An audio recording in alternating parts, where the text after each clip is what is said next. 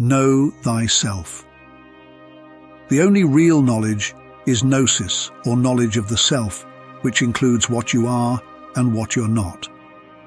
The depth at which you know yourself will naturally induce an awakening, as you're simply waking up to what you really are. It's like deconstructing every layer and aspect and putting your real pieces back together and leaving out the rest. Identify what's in your subconscious, your thought patterns, your beliefs, then stop analyzing altogether by being aware of how the mind operates. Sit back, observe, and what do you see? Are you able to recognize the real you when you look at your own reflection? If not, that's okay. Just jump back in and continue to explore the depths of the self. When you find your true self, you'll wake up. Liberation is letting go of the conditioned mind. Imagine yourself being fearless, because there's nothing that's preventing you from being your true self. How would you operate moment to moment? Fear all stem from the ego, as it's the programming that runs on limitations. It's the voice that says, "I can't do this," or "I am unworthy or undeserving." For there to be fear is to have context of a past and future. If you suddenly appeared right here, right now, with no context of a past and future, how would you operate? This is the real you, fearless, which is beyond the comprehension of the ego. You can realize this yourself directly by getting into a meditative state. All mental machinations aren't necessary to be. You're perfectly being regardless of thoughts. Disharmony arises when getting immersed in disharmonious thought patterns. What you are is the conscious sentience that can turn the mind off at will and dismiss any disharmonious self-talk. So you exist above and beyond the egoic mind, as it can't turn itself off. Something that exists outside of it has the ability to do so. Regain your sovereignty by being right here, right now. What's happening is you're pulling more of your true nature into this moment, because the egoic conditioned mind no longer has dominion over you. All suffering ceases when dropping the conditioned mind, but also returns upon picking it back up. So while simple, it's also challenging. Peace can be experienced instantaneously by being present, and also dissolves in an instant when getting back into the conditioned mind's immersion. So you're learning how to harness your true capabilities by having dominion over your own mind. The self-empowered state is being present, as it's the only moment where a choice can be made, so you become disempowered when you leave it by letting the conditioned mind take over again. The ego blames and shames as it's running on mental machinations, while the real you can override disharmonious thought patterns as your aware thoughts are passing through your field of awareness. So instead of asking "why me" and falling to victimhood, you can ask, "who can I be in response to this?" to consciously create a reality that's in alignment with your harmonious nature. Recognizing any disharmony is an opportunity to shift your perspective higher so you can return to harmony. The higher perspective equals the higher self, which desires to expand and evolve. Everything is imposed by you, but the difference is the one that's imposing it: the false self, ego, conditioned mind, or the true self, consciousness, sentience. To create a life of joy, empathy, and peace is to fully be online by being present. The real you gradually comes to the forefront as the false self slowly subsides into the background. What remains is an infinite and unlimited creator that's constantly creating from the heart. It's simple, but not necessarily easy. If it was easy, then everyone would be enlightened. The simplicity is in being present, and the challenge lies in sustaining this state perpetually. Anyone can be present, but not everyone will stick to it. It's like New Year's resolutions. The first go-around will be very motivated, but the motivation may wane, so it's about self-discipline and willpower to see it through. How bad do you want to change and transform to experience the life you desire and prefer? It's all within you. Choose to empower yourself to realize nothing is impossible. How do you deal with people telling you who you are from your past versus knowing who you are or becoming? Their perceptions of you are from their perspective, just as your perceptions of them are from yours. Literally, everyone has a different perception of each other, so it can be challenging being on the same page when there's a variance of perceptions. To have a connection is to see beyond personal judgments and to recognize what connects us all together. Some universal aspects are that we're all having a human experience and will inevitably exit.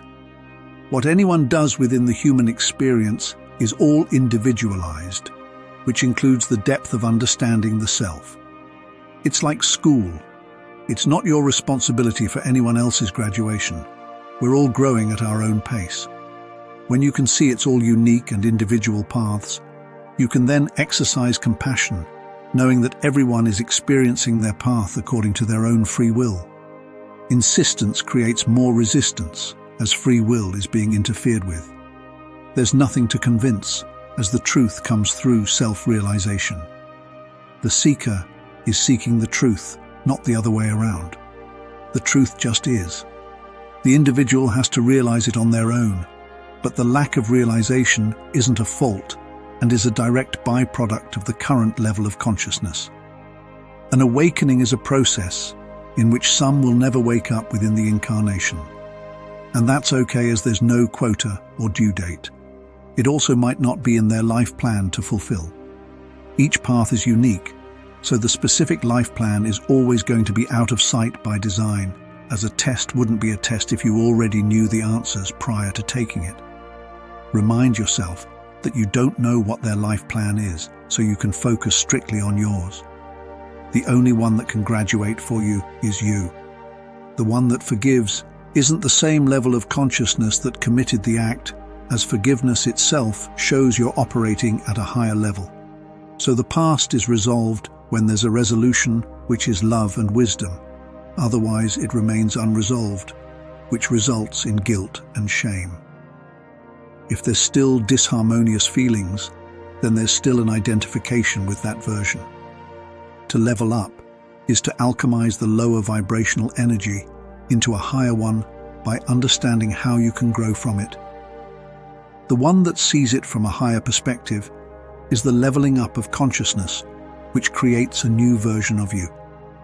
An ego death is the chipping away of what you're not to return to what you are, like removing layers of coats, and what's left is your pure state.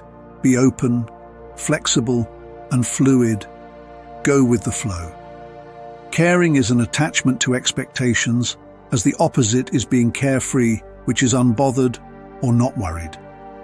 What you have control in is how you respond to events rather than events themselves. So to stay in a self-empowered state is to always know you have a choice in how you respond. A reactive state is programmed or unconscious. When you're conscious and aware, reactions dissolve as all programming ceases.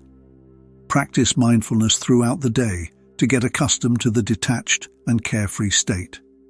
The less you're in your conditioned mind, the less reactive you'll be.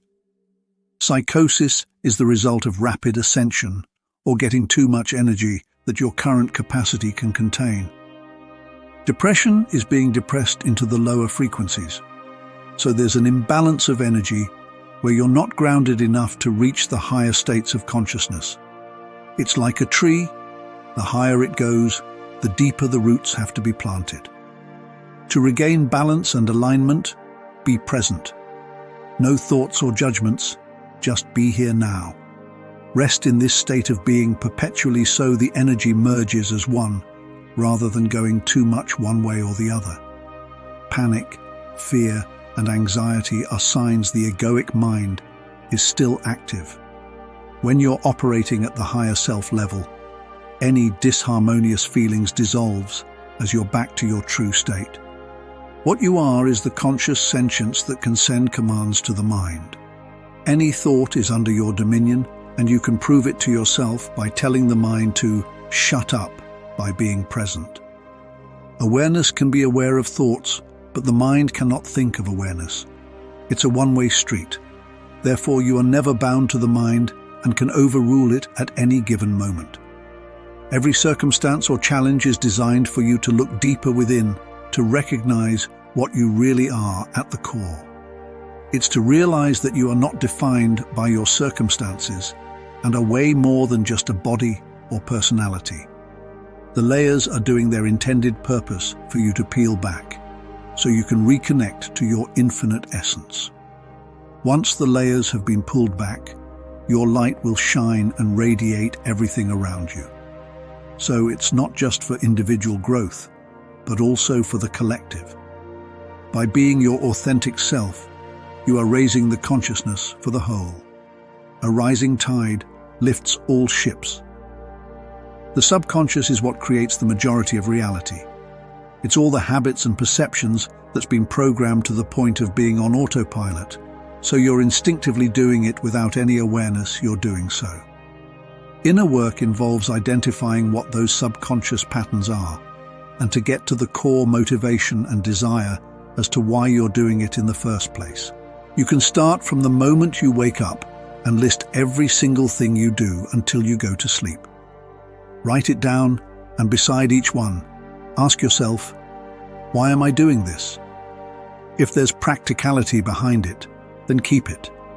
But if it's a distraction from what you're afraid of, then go deeper to the root cause as to why you're engaging or acting on it. Everything you're afraid of is highlighting aspects of yourself that's unresolved with understanding. That's why if you want to grow, go towards your fears rather than run away from them. When you have a deeper understanding of yourself, you can transform into your higher version. The depth at which you know yourself will reflect how your human experience will be. There are no coincidences in this reality, but the egoic mind is out of the loop by design. A test wouldn't be a test if we knew all the answers prior to taking it. There would be no point in incarnating if you already know what's going to happen. The movie is already done and we're experiencing it as it's playing out. It's teaching us how to surrender to our higher self, so the egoic mind isn't trying to control everything. It's not what the event is, but how can we respond in the aftermath that develops our consciousness? Let go of what you can't control so you can see what you can control, the self. We're learning how to work with our own consciousness to command the body and mind. This process leads to self-mastery, independent, and self-empowered. Anything conceptualized can fall to an ego trap, as the ego can only think of ideas. To actually be, instead of think, is to integrate the ideas until it becomes embodied. Love is a state of being, and there's no amount of conceptualizing that can replace what it is to embody it. It's the difference between speaking about it and actually being it. Transformation is a destructive process, as the old has to die in order to be reborn into a new, like a caterpillar, leaving its cocoon to fly out as a butterfly. Holding on to what you think you are is a challenging process, as identifications is all you've known. Your world turns upside down, as what you believed was true was all an illusion. So this can be jarring initially, but going deeper within will eventually see the light. The transformation is going from human being back to divine being, from egoic consciousness back to cosmic consciousness.